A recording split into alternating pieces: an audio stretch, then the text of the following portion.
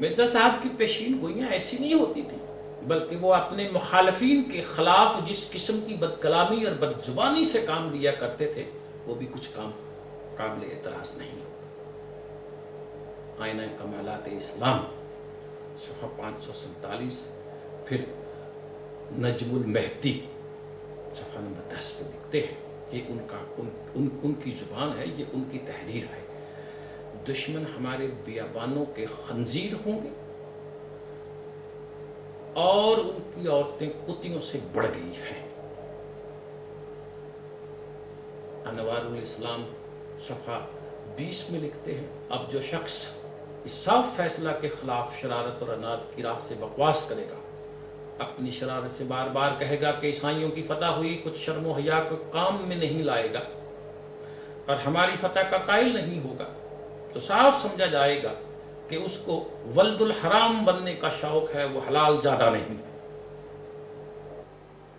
مرزا صاحب نے اپنے دعویٰ کی ابتدا کشف و الہام سے کی، اگرچہ اس کے لیے قرآن سے کوئی سند نہیں ملتی، لیکن چونکہ یہ چیز مسلمانوں میں تصوف میں چلی آ رہی تھی، اس لیے مسلم قوم نے اس کے خلاف کوئی اعتراض نہ کیا، بلکہ عیسائیوں اور ہندوؤں کے خلاف مرزا صاحب کے مباحثوں اور مناظروں کے سلسلے میں ان کی خدمات کو سراہا۔ اس کے بعد انہوں نے ذل و بروز، حلول و بوس تسانی، بلکہ عین محمد ہونے تک کا دعویٰ کر دیا۔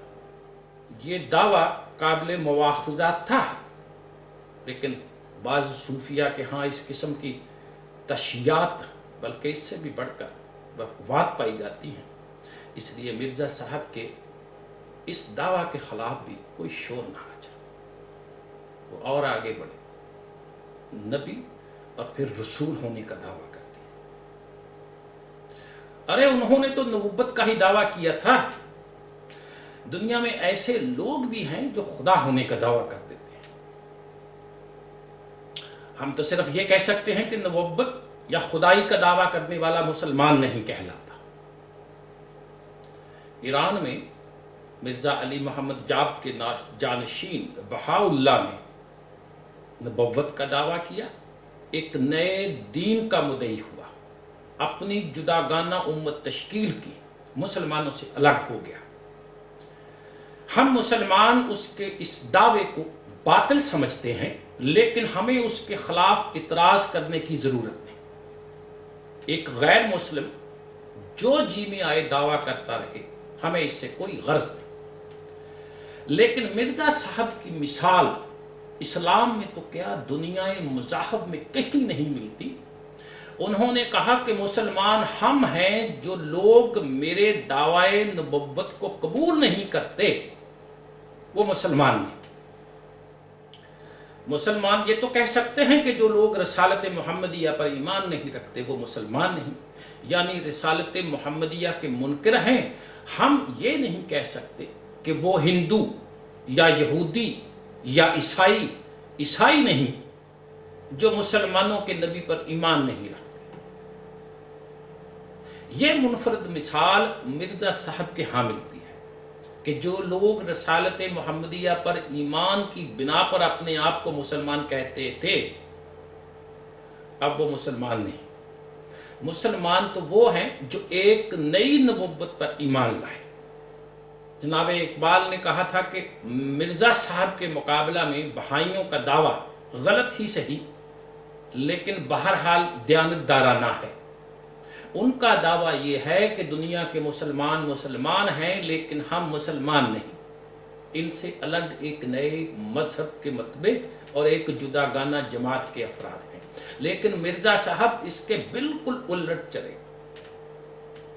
بہرحال یہ تھا مرزا صاحب کا وہ دعویٰ جو مسلمانوں کے نزدیک کسی صورت میں قابل قبول نہیں ہو سکتا، اس لیے کہ اسلام کی روح سے مسلمان وہ ہے جو محمد رسول اللہ صلی اللہ علیہ وسلم کو اپنا نبی اور خدا کا آخری رسول اور آخری نبی مانتا ہے، اور جو شخص حضور کے بعد دعوی نبوت کرتا ہے وہ امت محمدیہ کا فرد نہیں رہتا اور دائرۂ اسلام سے خارج ہو جاتا ہے۔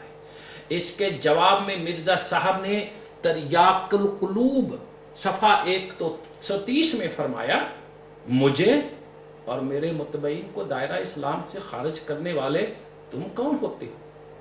یہ حق ایک صاحب شریعت نبی کو پہنچتا ہے کہ وہ اپنے دعوے کے منکرین کو کافر قرار دے دے۔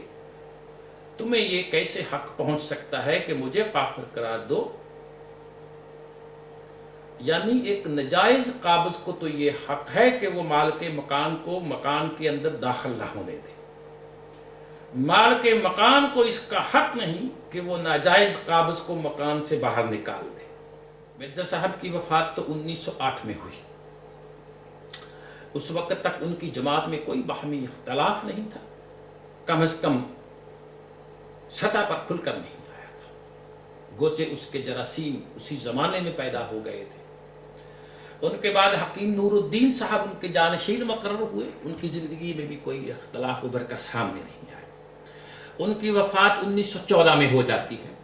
اس کے ساتھ ہی یہ جماعت دو شاخوں میں بٹ گئی، ایک قادیانی شاخ جس کے سربراہ مرزا بشیر الدین محمود مرزا صاحب کے صاحبزادے قرار پاتے ہیں، اور خواجہ کمال الدین اور مولوی محمد علی انہوں نے لاہوری شاخ قائم کر دی۔ اس اختلاف کے حقیقی اسباب یا محرکات کا ہمیں بالکل علم نہیں، یہ راز درون خانہ تھا۔ البتہ جو قرائن مشہور ہوئے ہیں، جو ہمارے سامنے آئے ہیں، ان سے مترش یہ ہوتا ہے کہ ان کے نزاع کی وجہ وہی تھی جو ہر جگہ دانانہ نظام میں ہوتی ہے، کیونکہ یہاں تک عقائد کا تعلق ہے، علیحدگی کے وقت تک ان دونوں پارٹیوں میں کوئی اختلاف نہیں تھا۔ لاہوری حضرات بھی مرزا صاحب کو نبی اور رسول مانتے تھے۔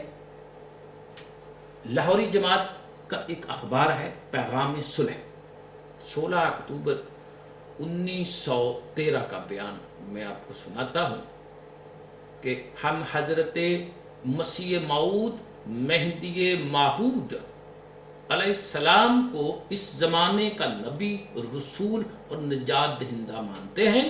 ہمارا ایمان ہے کہ اب دنیا کی نجات حضرت نبی اکرم صلی اللہ علیہ وسلم اور آپ کے غلام حضرت مسیح موعود علیہ السلام پر ایمان لائے بغیر نہیں ہو سکتی۔ اس کے بعد ان میں عقائد کا اختلاف پیدا ہو جاتا ہے۔ چنانچہ مولوی محمد علی صاحب جو لاہوری اور اپنے ایک رسالہ مسیح موعود اور ختم نبوت میں لکھتے ہیں کہ فریق قادیان اور فریق لاہور کا اصل اختلاف دو امور میں ہے۔ اول یہ کہ حضرت مسیح موعود مجدد تھے یا نبی۔ فریق قادیان کے پیشوا کا خیال ہے آپ نبی تھے، فریق لاہور آپ کو صرف مجدد مانتا ہے۔ دوسرا یہ کہ جو مسلمان آپ کی بیعت میں داخل نہیں ہوئے وہ کافر اور دائرہ اسلام سے خارج ہیں۔ فریق قادیان کے پیشوا کا خیال ہے کہ روئے زمین کے تمام مسلمان جو حضرت مسیح موعود کی بیعت میں داخل نہیں ہوئے وہ کافر اور دائرہ اسلام سے خارج ہیں، لیکن فریق لاہور کا عقیدہ ہے کہ ہر کلمہ گو مسلمان ہے۔ ہاں، مجدد اور مسیح امت کو رد کرنا یا اس کی مخالفت کرنا قابل مواخذہ ضرور ہے، بلکہ اس کا ساتھ نہ دینا اور خاموشی سے الگ بیٹھے رہنا بھی اسلام کی موجودگی میں اندر قابل مواخذہ ہے۔ اچھا، اب برسوں سے ان دونوں جماعتوں میں یہ بحث چلی آ رہی ہے کہ مرزا صاحب کا دعویٰ کیا تھا۔ قادیانی جماعت کا دعویٰ یہ ہے کہ مرزا صاحب مدعی رسالت اور نبوت ہے۔ لاہوری جماعت کہتی ہے کہ نہیں، ان کا دعویٰ صرف مجددیت کا تھا۔ آپ ذرا غور کیجئے کہ مرزا صاحب کی اوریجنل کتابیں جیسا کہ میں نے بتایا ہے، جن کی تعداد 80 بتائی جاتی ہے، ان دونوں فریقوں کے پاس موجود ہیں، اور ان کتابوں سے 100 برس کی مدت میں یہ فیصلہ نہیں ہو پایا کہ مرزا صاحب کا دعویٰ کیا تھا۔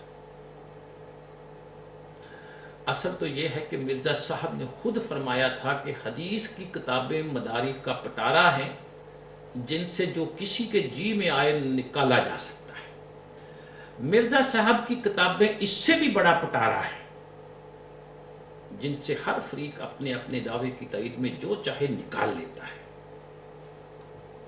ارے مرزا صاحب نے اپنے لیے سینکڑوں نہیں ہزاروں مرتبہ نبی کا لفظ استعمال کیا ہے۔ مرزا صاحب اپنے دعویٰ کی سیڑھیوں پہ درجہ بدرجہ چڑھے تھے، اس لیے ان کی کتابوں میں مختلف دعوے پائے جاتے ہیں۔ ان دونوں جماعتوں کا بحث کا انداز یہی ہے۔ جبکہ مرزا صاحب نے اپنی وفات کے 3 دن پہلے 23 مئی 1908 کو ایڈیٹر اخبار عام لاہور اس کے نام ایک خط لکھا۔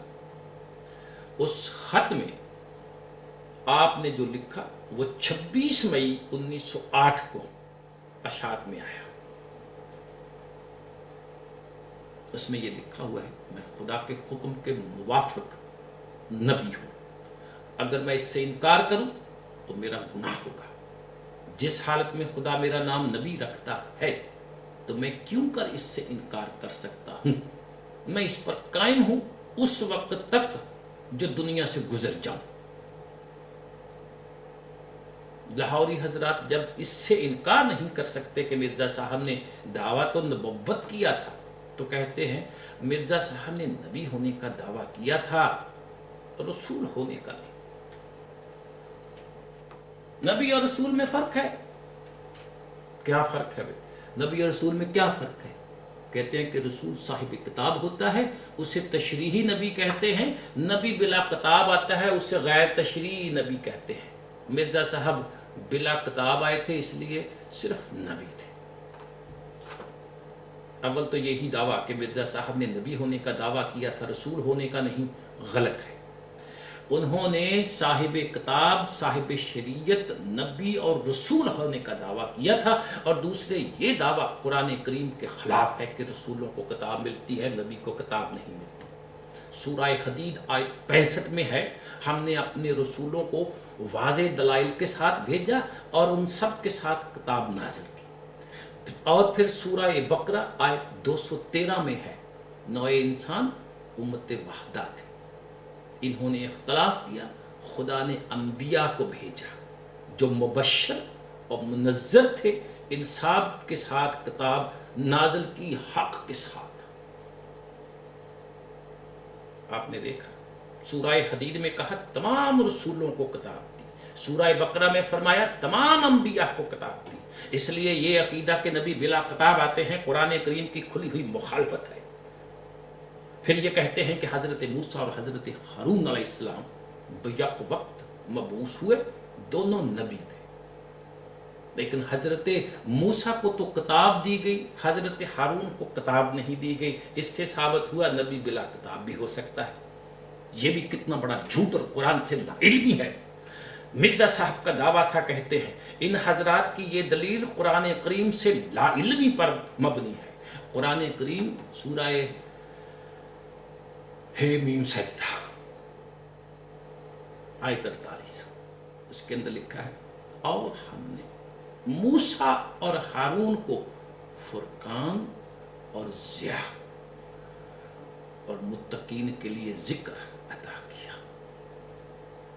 نمبر 1 تو یہ ہے کہ قرآن میں انبیاء کی کتابوں کو انہی القاب سے پکارا جاتا ہے، مگر ہم اپنی بات کو یہاں ختم نہیں کریں گے۔ پھر دوسرے مقام پر اس کی وضاحت بھی کر دی، حضرت موسیٰ اور ہارون کا نام لے کر فرمایا۔ سورہ صفت آیت 117 ارشاد باری تعالیٰ ہے، اور ہم نے ان دونوں کو واضح کتاب دی۔ اس سے ظاہر ہے کہ حضرت موسیٰ اور حضرت ہارون دونوں صاحب کتاب تھے۔ ان لوگوں کی طرف سے تیسری دلیل یہ پیش کر دی جاتی ہے کہ سورہ مائدہ میں ہے، ہم نے تورات نازل کی جس میں ہدایت اور روشنی تھی۔ انبیاء جو خدا کے فرما بردار تھے، یہودیوں کے فیصلے اسی کی روح سے کرتے تھے۔